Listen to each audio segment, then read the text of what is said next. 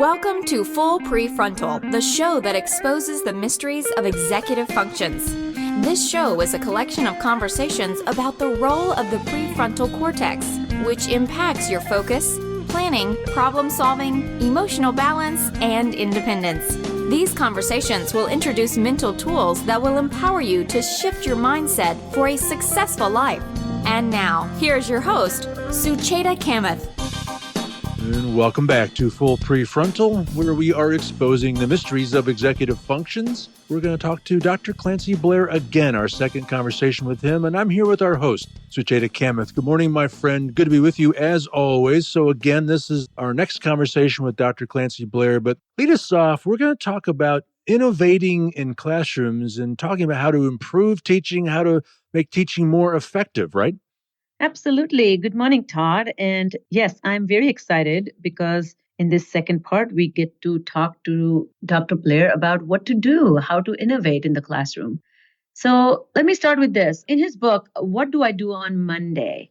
The great educator John Holt writes about Mrs. Hawkins, who worked with deaf children. He writes, one day, Mrs. Hawkins brought into the class, among other things, a plastic wading pool and jars, coffee pots, and syringes, and let the kids go to town with it. Each night before going to bed, Mrs. Hawkins had a habit of journaling, and that night she wrote, "Everyone tried his hand at the water pool this morning. Philip, unaware of anyone's scrutiny, would fill his large plastic syringe with water by pulling out the plunger while the tip was submerged, and then shoot the water to the opposite side of the pool. Janie kept watching Philip's actions. Quite obviously, she wanted to do the same thing with her syringe, but she was unable to fill it with water, the first step in this desirable sequence. This is nature's lab. A child experimenting with his world and learning by exploring, observing, and retweaking. This is what I see that really is the way to bring innovation in the classroom. With our digitized classrooms and fear of unruly children and unending curricular demands to fulfill, our teachers have moved away from hands-on learning. More exposure to novelty will coax the young children into adaptive thinking and help them shift their mindset and their thoughts to produce better self-regulated selves. A classroom is not just a place for learning, but a place on experimenting on yourself as you learn. This is a place that informs you who you are and how you learn and what you are meant to learn, but why you are not learning what you're meant to learn. A successful classroom and effective teachers build a classroom where the student is exposed to academic learning and instruction, but the real agenda is to help student become an independent and autonomous learner, where he becomes the individual in charge of his own attention, decision-making, and his social ability. And that's what we are going to talk about with Dr. Clancy Blair. So here's a little blurb about Dr. Clancy Blair. He is the professor of cognitive psychology in the Department of Applied Psychology in Steinhardt School of Culture, Education, and Human Development at New York University. He has been conducting research on the development of self-regulation in early childhood for over 2 decades. An important focus of his research is on the ways in which experiences get under the skin to influence the development of the executive function through the stress response. He is currently completing a trial of a parenting program designed to foster self-regulation, including executive functions in parents and children participating in early Head Start programs, and is in the beginning stages of the study designed to examine prenatal and early postnatal influences on the development of executive function in children. He has been funded by grants from many federal agencies, and he serves as a consultant on numerous research projects. And in addition to serving as a scientific advisor to the Urban Child Institute, serves on the advisory boards of several initiatives focused on early childhood education and child well-being. Well, I can tell you, Sucheta, I'm still thinking a lot about last week's conversation with Dr. Blair, so I'm very much looking forward to your follow-up conversation with him. So let's get to it. Here is Sucheta's conversation with Dr. Clancy Blair.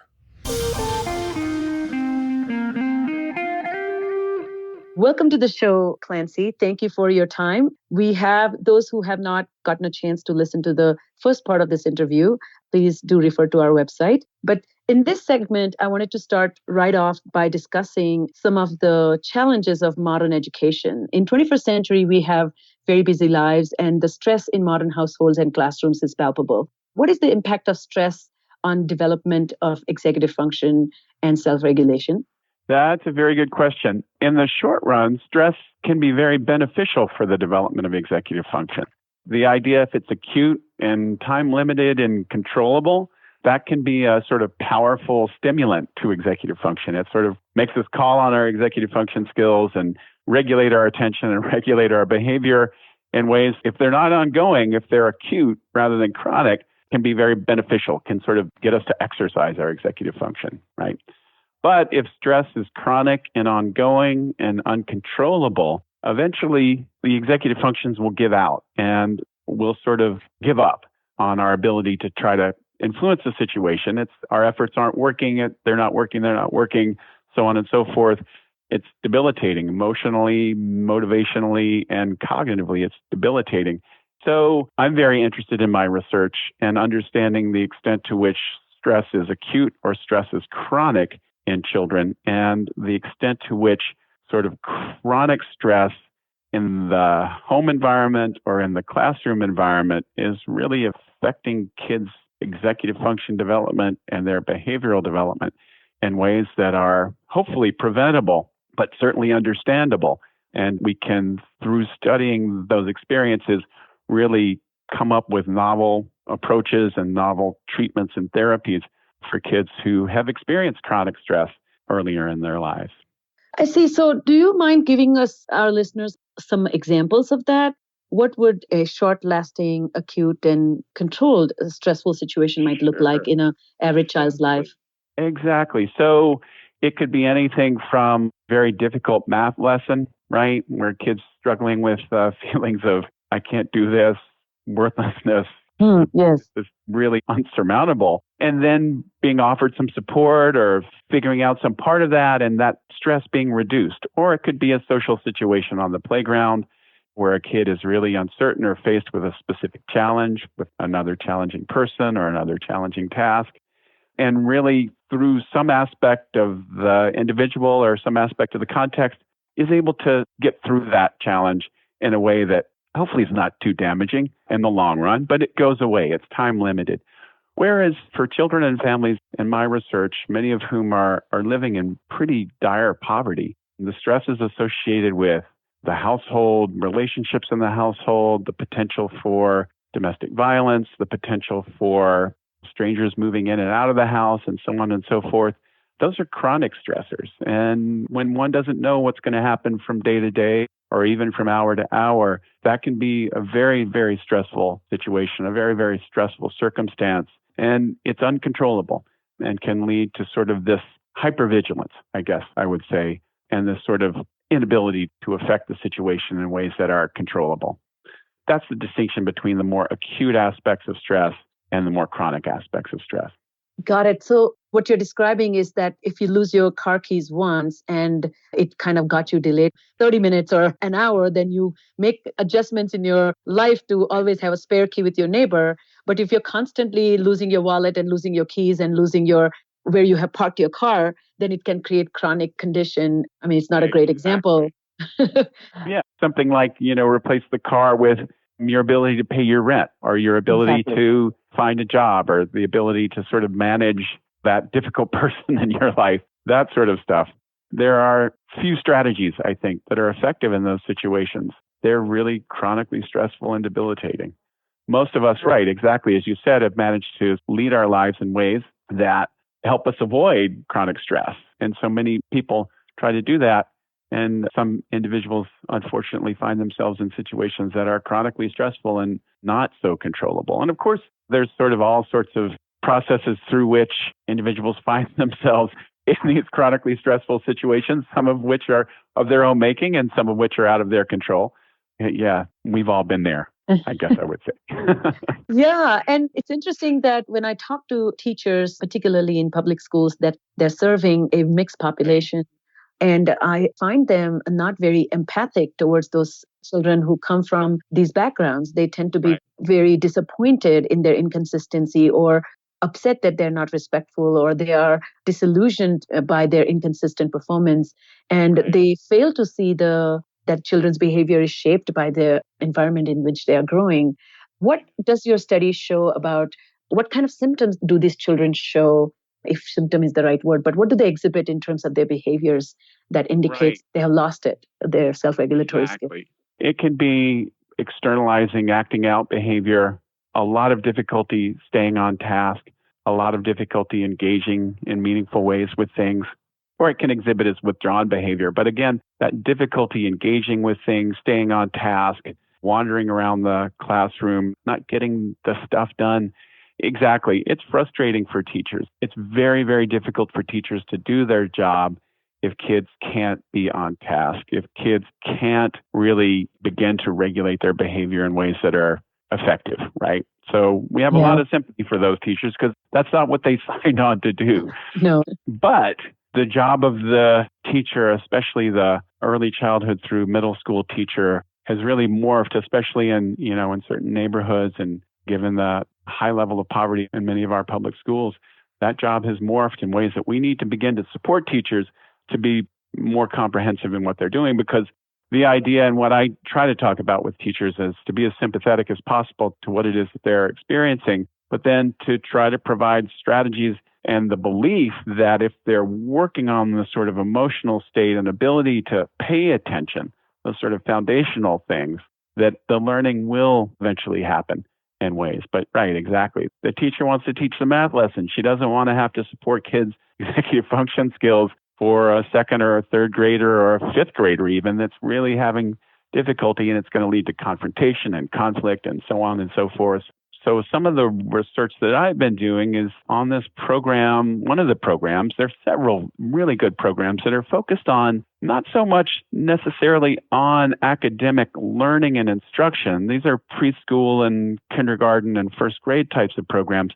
They're more focused on sort of the foundation of executive function, emotion regulation, the ability to regulate attention, pay attention, get along in the classroom, get along with other kids, to regulate emotion. So they'll teach emotion regulation strategies and see effects on executive function and math outcomes, that kind of thing. So it's very encouraging in terms of, it's exactly consistent with our theory and our model of self-regulation and executive function development. But more practically, I think it's showing some strong efficacy for using this sort of approach to really support kids' academic growth and development, mainly from kids from highly disadvantaged backgrounds, but also for all children. It's a characteristic of good classrooms to be able to provide that support for self-regulation and executive function ability. I also say to the teachers that when they create environment in which the child feels safe, secure, and welcomed to have problems, then they are going to get better cooperation, better reciprocity, and greater willingness to work hard. But if they show no patience to develop that, then they're going to be spending more time reprimanding that child. And getting into conflict. Create conflict, exactly. Yeah. So can you share with us, you started talking about these interventional programs. So there's the Chicago Readiness Project, the Tools of the Mind. Can you walk us through some of these programs that you have gotten to know and what components they have? More specific? Sure. Chicago School Readiness was with Head Start programs, 3 and 4-year-olds serving 3 to 5-year-old kids in very, very disadvantaged neighborhoods in Chicago.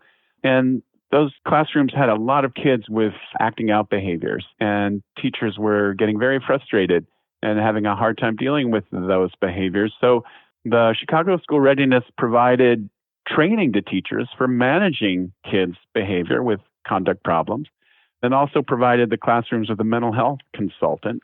And over time, in a randomized controlled trial in which half the classrooms were randomized to the treatment and half to the control group, they found that the program really had big effects on kids, on classroom climate, more positive climate, less negative climate, and had big effects on kids' ability to regulate their emotions, and also had big effects on kids' executive function and their academic outcomes prior to kindergarten entry. So That's impressive. Then kids transitioned to Chicago public schools, some of which were good and some of which were not so good. And the effects went away from that. Oh, really?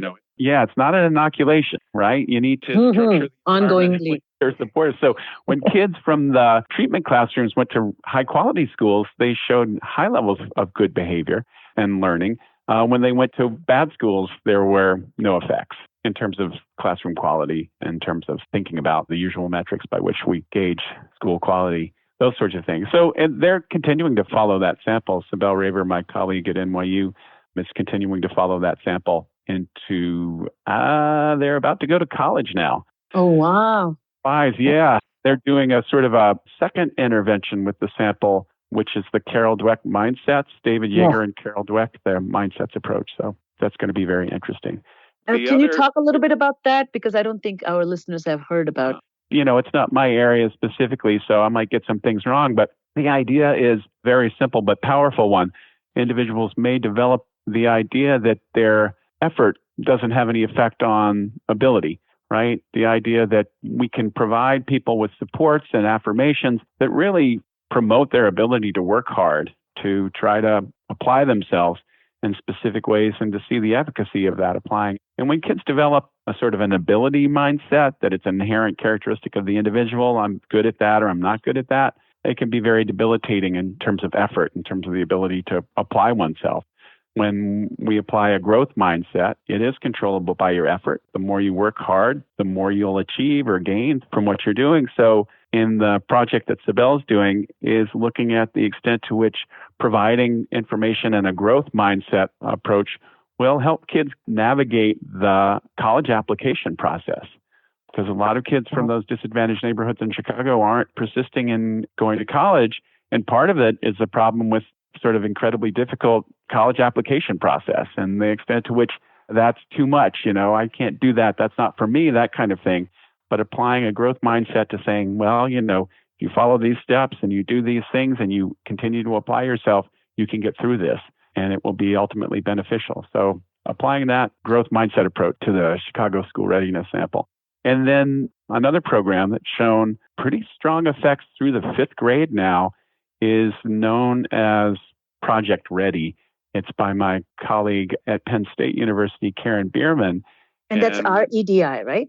REDI, yep. And Project Ready provided an emotion regulation program known as Promoting Alternative Thinking Skills, PAS, as well as sort of an expanded literacy program, really dialogic reading, if you're familiar with that. That's a sort of give and take of questioning and conversational around reading. And through the combination of those two things, in sort of low-income Head Start classrooms, poverty classrooms in rural Pennsylvania, found the program, the combination of Ready and the dialogic PAS and the dialogic reading really affected kids' academic abilities, their emotion regulation, their social and emotional abilities. Now, through the 5th grade, I think, are the findings of Project Ready. So that's Karen Bierman. And then my research is focused on this existing program known as Tools of the Mind. And Tools of the Mind has been really thoughtfully and carefully developed over the past 20 years by two very thoughtful preschool educators, Debbie Leong and Elena Bedrova. And Tools of the Mind is a comprehensive program. What we were describing previously was sort of add-ons in a way, sort of the adding in the emotion component or adding in the expanded dialogic reading component, that sort of thing. Tools is a comprehensive approach in which restructures all of the aspects of the classroom, from what kids are doing to how they're doing it to what the teacher's doing, and really the teacher's mindset about what kids can and can't do in terms of the development of self-regulation ability. So Tools has this comprehensive program, and it's mainly play-based. The main ingredient in Tools of the Mind is structured sociodramatic play. So in preschool Tools of the Mind, that's through real-life activities like going to the store, going to the doctor's office, or ordering food in a restaurant. In the kindergarten version, they're structured around fictional narratives. So there's Magic Treehouse books, if you're familiar with those. The teachers read chapters from those to the classrooms, and then the children act out the action in that chapter over time. So that's a big chunk of the day. But then the other thing about Tools of the Mind is they then build on that. So they use the vocabulary, they use math challenges with that to sort of structure kids' activity through other things. Writing is a big component of tools of the mind, all very contemplative and focused, in which kids are reflecting on what they're doing. The teacher's job is to sort of really encourage kids to reflect on what they're doing and how they're doing it and that sort of stuff. So yeah, that's sort of the thumbnail description. Of course, there's a lot more to say about tools of the mind, but I know we're running out of time and I don't want to take up all the time with that. But those approaches, I think, have really established the sort of lay of the land of really promoting early school readiness for kids from highly disadvantaged homes. Got it. And there are some other programs, but they apply to more older kids in grade school, like SMARTS program kind of thing. But your research area focuses on more early development. This has been such a terrific discussion, and I really appreciate your comprehensive perspective on self-regulatory processes and its relationship to executive function. And you have shared your wisdom so generously with us. So I thank you. And if people want to know more about your research or reach out to you, what do you recommend they do? Sure. That's a great question. We have a website, the Neuroscience and Education Lab at NYU. People can also email me directly or my assistant directly. My assistant's name is Mariah DeJoseph, and her email is meriah.DeJoseph, DEJOSEPH @nyu.edu. And my email address is clancy.blair@nyu.edu. And then search us on the web, like us on Facebook, that sort of thing. So all good. My project, the Family Life Project, the longitudinal study, not the intervention research, but the longitudinal study that we described in the last segment, has a Facebook page, the Family Life Project. So like us on Facebook. We will certainly connect all these resources on our podcast site.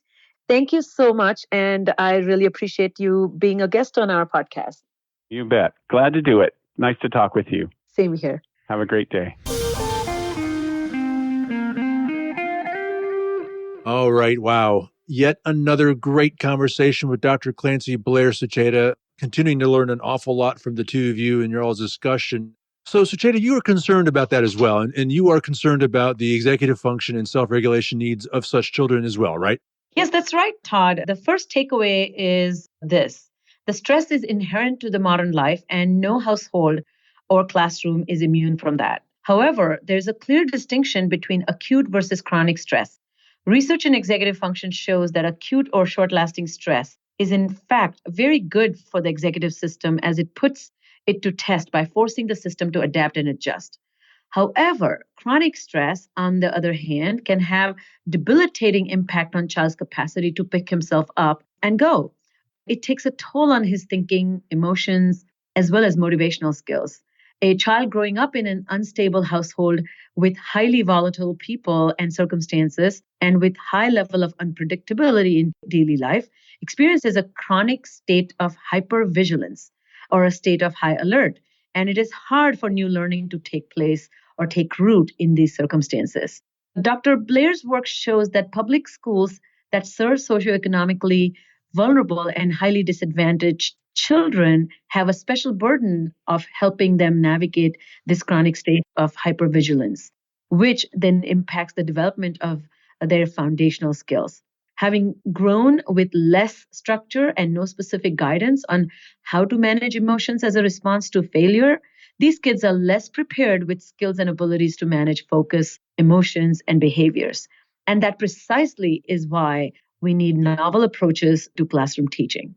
So what does a classroom that helps develop executive function and self-regulation in children with socioeconomic disadvantages, what does that look like? Dr. Blair's model of self-regulation, Todd, incorporates three major components: a cognitive aspect, a personality aspect, and emotional aspect. That's what goes into regulating one's own self in the social context. As he talked about in his interview, a good classroom, rather than only focusing on academic learning and instruction, is more focused on promoting emergence of fundamental abilities, such as learning how to regulate self. Such teacher recognizes that teaching students math concepts, one who has inattentive tendencies is likely to miss the instructional teaching and is likely to ask her to repeat those details. And one who fails to grasp is likely to get frustrated. So this teacher is much more aware, attuned with child's emotional response to failure in learning. Dr. Blair emphasizes that educators need to focus on helping children develop these self-regulatory abilities to focus during instruction, to get along in the classroom, to regulate emotions more directly, and comply with rules more readily. When a student learns to do that, he is going to follow the teacher's lead more readily or easily. By addressing the emotional state of the child and teaching these executive function skills, the student can and will become more autonomous and self-sufficient, which is exactly what the teachers are desiring for, but their method may not be the most aligned with that. So with this approach, one can be certain that the learning will happen. So, as you know, Dr. Blair talked a lot about research-based early developmental programs that help promote executive function and self-regulation. What are your thoughts about all of that? I recommend that our listeners check the links that I'm going to attach to this podcast. But here's what I would like to talk about in terms of summation of these thoughts and ideas. That if we can get rid of poverty and chronically stressful living situations for people on this earth, it'll be great. That will be a very, very effective and necessary approach. But you and I understand that's really something very complex. But let's focus then on stability. What does stability mean? Stability means helping build consistency in the patterns of everyday life. And I think we can do that. So what really needs to happen, if you ask me, is we need to help poor families build stable and dependable or predictable family practices as they are directly linked to school readiness. They need specific guidance and help in learning how to value consistent family routines. They need to be taught how to build language-rich environments, deploy positive encouragement, and incorporate appropriate discipline strategies.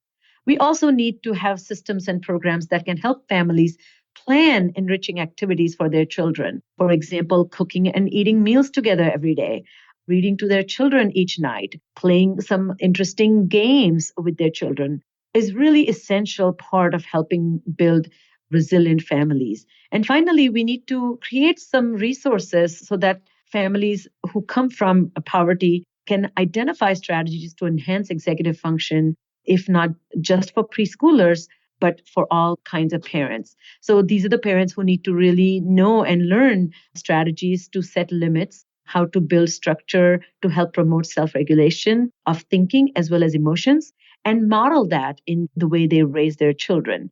So his work, as you heard, Todd, that talks about preschool and school entry level, but these approaches can go all the way up to high school. And one of the shifts that happens in the way we relate to adolescent or young adults who are our children is parents move from being a parent to become a mentor. And families that themselves are going through hardship and instability, they're barely staying afloat, let alone being mentors to somebody else. And that's where I think then community can step in and have an important role to play. No doubt about it. I've really enjoyed both of these conversations with Dr. Clancy Blair. Lots to think about, lots to understand. So very, very good stuff. All right. Well, that's it for this episode. On behalf of our host, Sucheta Kamath, and all of us at Cerebral Matters, thank you for tuning in today, and we look forward to seeing you next week on Full Prefrontal. Thank you for listening to Full Prefrontal, exposing the mysteries of executive functions. To contact our host, Sucheta Kamath, and learn more about her work on improving executive functions, visit her website at cerebralmatters.com. That's cerebralmatters.com. Tune in next week for the next informative episode of Full Prefrontal.